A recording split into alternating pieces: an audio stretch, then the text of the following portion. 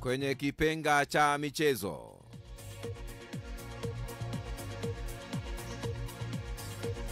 Arsenali inaweza kujiondoa kwenye dili ya pauni milioni 70 kumsajili mshambuliaji wa RB Leipzig ya Benjamin Sesko mwenye umri wa miaka 22 kutokana na madai makubwa ya mshahara ya mchezaji huyo wa kimataifa wa Slovenia.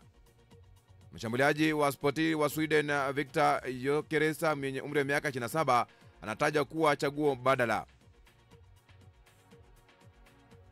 Bayern Munich wameingia katika mbio za kumnunua Jamie Gittens mwenye umri wa miaka 20 ambaye anasakwa na Chelsea. Mabingwa hawa Ujerumani wanaripotiwa kuwa tayari kutoa pauni milioni 55 kwenda Borussia Dortmund kwa ajili ya winga huyo.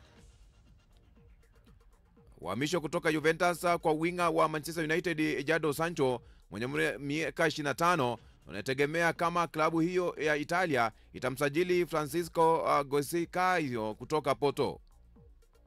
Kwa upande wa Chelsea, Nicolas Jackson mwenye umri wa miaka 24 hauzwi licha ya kuwepo kwa klabu zinazomtaka kutoka Saudi Arabia na Ulaya.